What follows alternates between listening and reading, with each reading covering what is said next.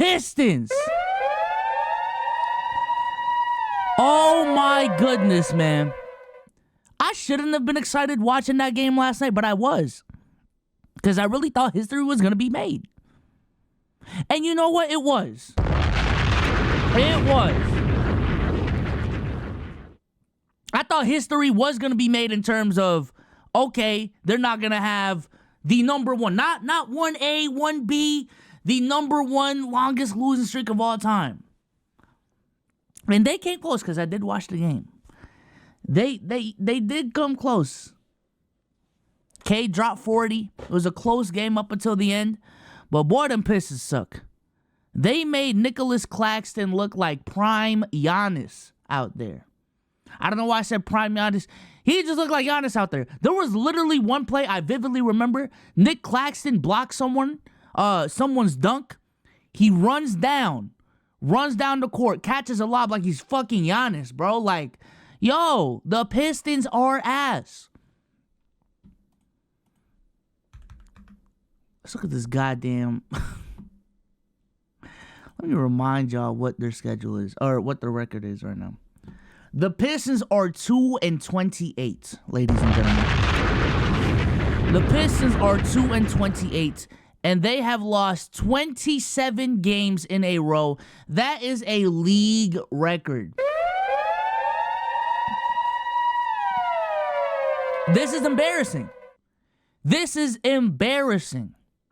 Now, I understand that the Pistons are a rebuilding team. So I didn't have high expectations for them coming into the season. However, I legitimately think, and I will make this claim right now on stream, and I said this honestly a couple weeks ago, but that was from a current perspective. This is easily the most disappointing team of all time. This is easily the worst team of all time to me. From an expectation standpoint. Because if you look at the worst teams in history, the teams at the very bottom, and we'll look at them right now. NBA worst records of all time. NBA worst regular seasons of all time, right? You got the Charlotte Bobcats in 2012. You had the Philadelphia 76ers in 73, the Philadelphia 76ers in 2016, the Dallas Mavericks in 1993, the San Antonio Spurs in 2024, the Denver Nuggets in 1998. And maybe I just don't know enough about these teams to make that statement, to make the statement I'm about to make. But let's just look at post-2000s, right? The New Jersey Nets, the Atlanta Hawks, the 76ers in 2016, the Bobcats in 2012. These were teams that just did not have talent on them, period, point blank, or they were tanking.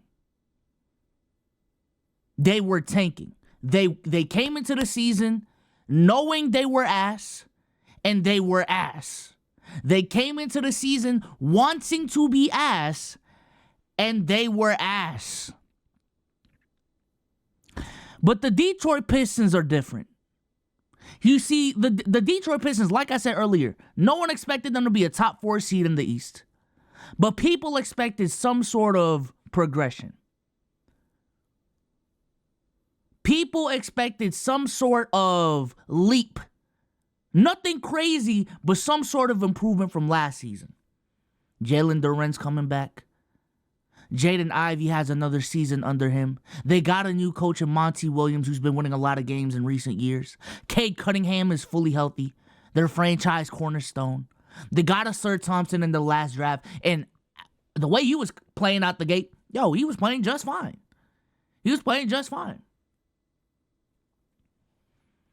There was an expectation of this team to improve, even internally. The Pistons wanted to win games. And that's what makes this team so fucking ass and so frustrating, is because this is a team trying to win. This is a team trying to win. They don't want to lose 27 games in a row. They don't want to have the worst record in the league. They want to establish some sort of winning culture in Detroit to build upon. That's what makes this situation so sad. And maybe the worst team, the most disappointing team, those are those are the wrong labels. I think Angel said it in chat. This is the saddest situation in NBA history. This is what it is, bro. This is ass, bro. This is I don't know why they expected that. Okay, now that's some revisionist ass history take. I will say that. Because again, let's look at the roster that they had last year. Now, they were 17-65. All right, 17-65. But all of the dudes that were integral to that team, they are back. Aside from who? Sadiq Bey? All of these dudes are back. And they are young. So in any other situation, when you run it back with young players who have another offseason under their belt, you just expect internal improvement. Expect internal improvement. On top of getting a Sir Thompson. On top of getting a new coach. Which is honestly reasonable. Those are reasonable expectations. But yeah, it just did not happen. It just does not happen. They are a bottom three offense and a bottom 4 defense. This team is certified garbage. There's really not much to it aside from that. I ain't gonna lie. As a somewhat Pistons fan, I thought the worst days were behind. That's what I'm saying. I think for a majority of Pistons fans, that was the case. It was on some, okay, maybe we may not even be a playing team, right? Maybe that's not us this year. But can we at least get the 30 wins from 17, right? Can we at least make the leap from this to this? Can we at least make the leap from this to this? And I don't think those were unreasonable expectations. You know, it was on some, hey, being a playing team is shooting for the stars. But being a 35-win team, being a 34-win team, that's hey, I shot for the stars, but I landed on the moon type shit. The Pistons shot for the stars and did not move. Yo, SpaceX tried to launch that rocket and it just did not move. It got worse. Instead of going up, it went 10 feet under. This is embarrassing. Shot for the stars, landed in Flint. Shout to Cardiac, man. Good morning. Good morning to everyone in the building, man. They shot for the stars and drowned. Yeah, nah, bro. Like, that's embarrassing. That's embarrassing. Now, what do I think they need to do moving forward? Number one, I truly don't think Cade is the problem. I truly don't think Cade is the problem. Cade should stay. Cade should stay.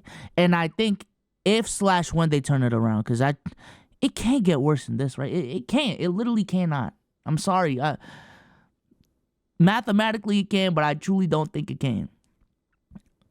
But I think Cade being the, lack of a better term, I'm not saying Cade is going to peak at Paul Pierce, but the Paul Pierce of this franchise in terms of he was a dude that stuck it through the hard times. He was there when they were, 17-65 and had the longest losing streak in history. If/when they turn it around, I want Cade to be there so he can reap the benefits of his hard fucking work. All right? Aside from that, listen, I understand the whole coaching dynamic it's a partnership. And we talked about that on the pod as well. It's a partnership. The coach can only do so much, if the coach tells you to drop and you're not dropping, what the fuck do you want me to do as a coach? If the coach tells you to switch the pick and roll and we're not switching, what the fuck as a coach do you want me to do? So I'm not blaming the full blame on Monty Williams. But with everything and anything we discuss, there is always a line. There is always a line. I would give Monty another season. All right, I would give Monty another season. Maybe this was just a fluke year. Maybe this is just a team that needs another year of development. But next year, Monty's on a short leash, dog. I ain't gonna lie. All right, listen. There's a line. There is a line. And your first season being 2-28, boy, you cut that line very fast. You cut that line very fast. You are approaching that finish line very fucking fast. Faster than you should have. Faster than you should have. Because in any other scenario, I would have given you 3 years. But with this start, it's 2 now. 27-game losing streak, 2-28 in the first 30 games, and it's looking like it can only get worse. 2 years, dog. 2 years. If you don't show, if I ain't gonna lie, not even improvement. If this team next year isn't a 35-win team, you're done. You're done, buddy. You're done. And I don't think that should mark Monty Williams as a bad coach, because I do think that's unfair. I personally come from the belief that certain coaches are just meant for certain situations, right?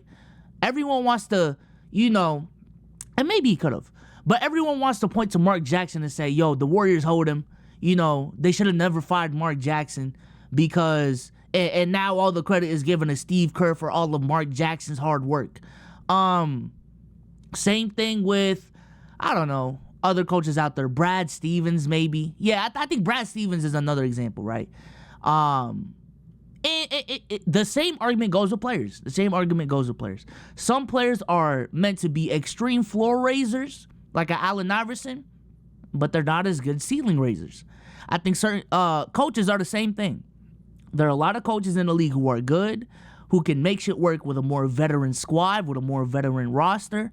There are certain coaches who can make it work with championship rosters. But if you ask them to coach an ass team, I don't think they're doing much to maximize that core. You know what I'm saying? So for me, Brad Stevens was that. The seasons we were having with Avery Bradley, Jay Crowder, Jonas Jerebko, and Kelly Olynyk as a top 3 seed in the East. Now I understand back then, a top 3 seed in the East, you only needed to win 48, 50 wins. But still, given that talent, we should have never been in that position. But once you give Brad Stevens the 2019 roster, once you give Brad Stevens the 2020 roster, and now the expectations is championship, not just make it deep in the playoffs, is to win the whole goddamn thing, I just don't think Brad Stevens had that in him. Now, Ime Udoka, I think making it to the finals your rookie year as a coach, that's saying a lot. I think Ime Udoka had it. And honestly, looking at Ime right now, it looks like he can develop a team too. But I think Monty is one of those coaches. Monty is one of those coaches that, give him an ass squad, he's not really going to do much. But if you give him the 2021 Suns, I think he's a great coach. If you give him, and it doesn't even have to be that talented, just a team with playoff expectations, just a team with veteran leadership instead of 22-year-old Cade Cunningham or 21-year-old Cade Cunningham, and I think Monty Williams will make something shake. Another example of this, in my opinion, is Doc Rivers. Doc Rivers gets a lot of shit for being an ass coach. And I see the argument there.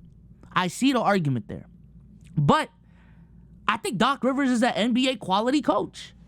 I think Doc Rivers is a coach that, hey, if you want to make it to the playoffs, if you want to be a perennial second-round exit, and that is your goal as a franchise, just to instill some winning culture in your shit, I think Doc Rivers is that dude.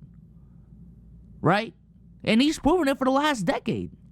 Ever since he left the Celtics. From the Clippers to the Sixers. All of those teams have been perennial playoff teams every single year. But when it comes to winning that whole thing, I don't think Doc is that dude. I don't think Doc is that dude. Which is fine. So going back to the Detroit Pistons, Monty, again, you got another year. For me, if I was a GM, I don't give a fuck what contract extension I gave him. You got 2 years, buddy. You got 2 years.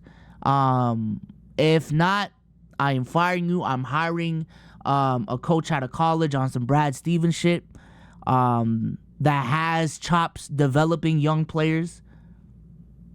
And that's what I'm going to do. From a personnel perspective, I'm not going to lie. I would look to ship Jaden Ivey. I think a lot of teams in the league still see a lot of potential in Jaden Ivey. I think the Pistons are just misutilizing Jaden Ivey. I think the fit of Cade Cunningham and Jaden Ivey just doesn't work. I just don't think it does. It's not going to work, to be honest with you. He still has a lot of value at this point. And with the way the Pistons are utilizing him, I think his stock might only go down. You know what I'm saying? So you might as well trade him high now. And also, just get some winners on the team. Get you some guys who can win you games. Get you some guys that can establish some sort of winning culture on your fucking team.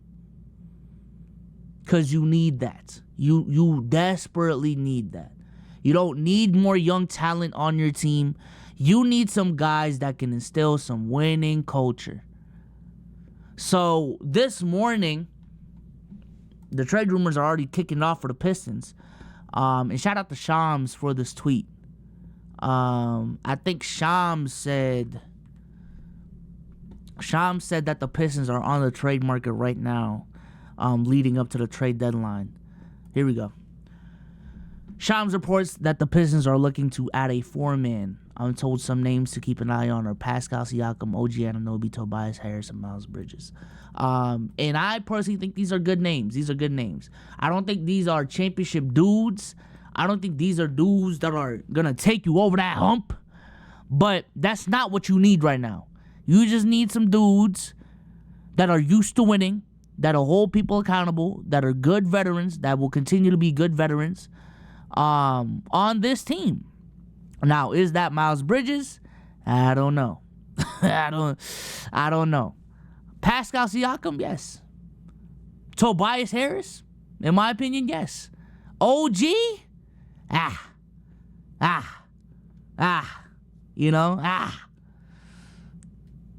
They'd have to move Durant or Thompson, so hell no. Tobias for Bogdan. As a player, I'd probably strike to not go there. That would be funny as fuck. Is Andrew Tate live on Twitter? What is going on? We were already supposed to pick up Miles when he was basically blackballed.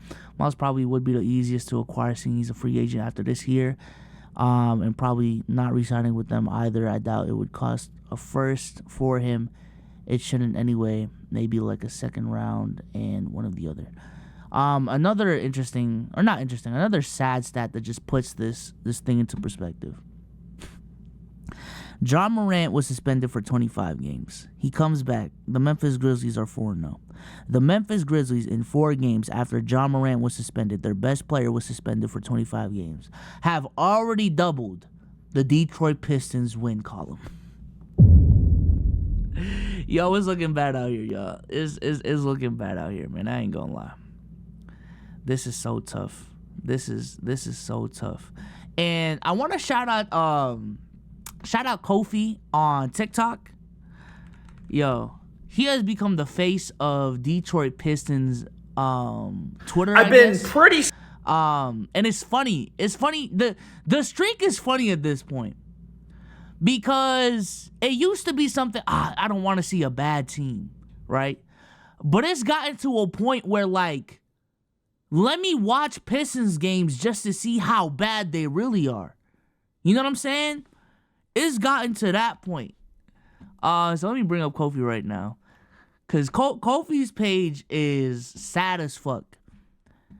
And, you know, I'm not praying on his downfall, but just listen to how sad he sounds, bro. Every year as a fan of the Detroit Pistons, and This is a 9-minute.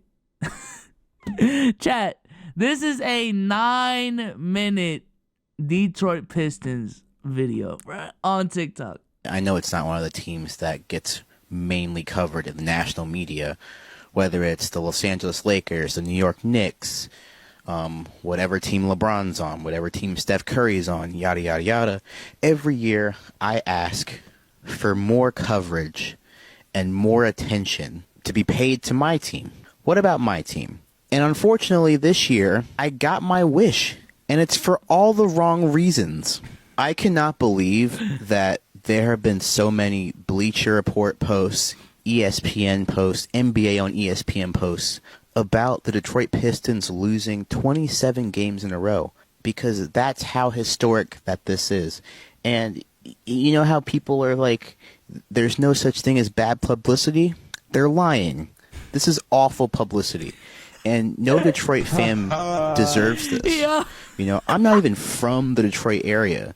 So people are like, oh yeah, the Lions won the division, but they had to sacrifice the Pistons to get it. I'm not a Lions fan. This has nothing to do, like, I am a Pistons fan. It's just that for basketball. Like, there's no sacrificing one team's success for the other. This is just me. I'm here. And again, the saddest part about all of this is that we know in our heart of hearts the players are trying their best, and it is an institutional failure, starting with the front office. Troy Weaver, Tom. And again, I just wanted to reemphasize that point, man, because I was watching yesterday, man. I was watching, and the Pistons were legitimate. Like, they were trying their best to win that game. But it's also gotten to a point where other teams are also trying their best because they don't want that streak to end on them. Like, damn. Tom Gores, everybody up there. I need someone to either resign or I need a change to happen. Because that's the saddest part. Because I know that there are so many other NBA franchises. The losing streak got to 20 games. Would have made changes already. I would wholeheartedly believe that any franchise that's not falling asleep at the wheel would be like, oh yeah, something needs to happen. Because basketball teams don't usually go 2 months without winning a game. Especially 2 months? Yo, I need to check it. When was the date of their last win? Mind you, chat, and anyone watching this on YouTube, it is now December 27th. Their last win was over 60 days ago. In October. Oh my God. Oh my God. This was when Dama was gawking on a Sir Thompson nonstop, bruh. Like, I remember this. Haven't heard about a Sir ever since, man. Like, God damn. When the owner came out and said in the press that they were trying to compete for a play-in spot this year. And we are so far off of that goal that something has to be done at this point, right? And yeah, half of me feels bad for Monty Williams, but the other half... How did we bet Chicago? Yo, King Addy, you're a Pistons fan? Oh, I'm sorry. I'm sorry, man. Chat, prayers in chat for King Addy, man. I need the emoji in chat, man. I need the type shit. That's damn. When I see him play Alec Burks 25 minutes, and Alec Burks is like a negative 25 plus minus, and I know that plus minus isn't a be-all, end-all stat, but when it's that much bigger compared to the rest of the people on the team, I gotta say something. Also, it just hurts me seeing how we have absolute beast in Cade Cunningham, And this team can't seem to put together one well-rounded performance around him. Now, I know that in the Just NBA, one, yes, too. some people Just have one, off nights, bro. some people have on nights. This Pistons team hasn't had a night where it feels like everything is going according to plan. Everyone's doing well. It just doesn't. It just never seems to happen. And that's the crazy part. Literally, all you need is 1 in 30 games, 1 in 27 games, excuse me, and it hasn't happened. That's so crazy. That's all. That's literally all Pistons fans are asking for, bro.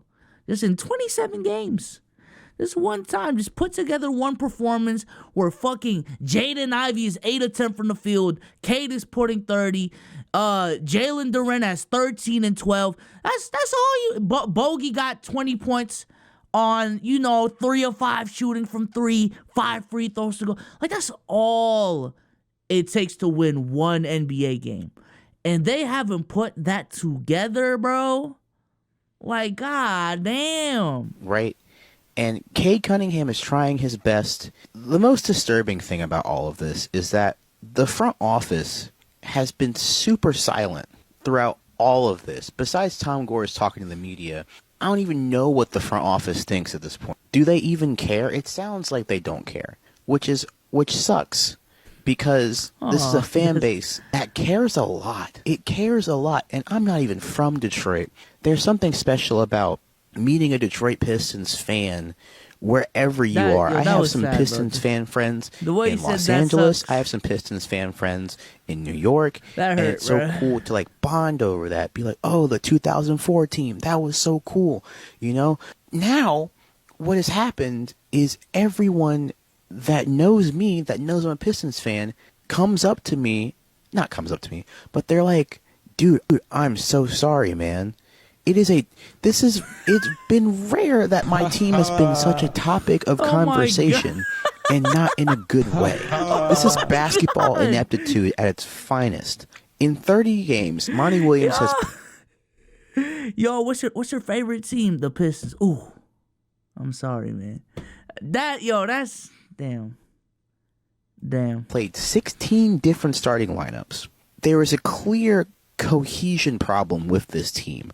Any NBA roster, no matter how much talent you put on it, it still has to make sense. And this roster does not make sense on paper. If I see another double big starting lineup, I'm going to absolutely lose my mind. And this is where I get to Monty Williams.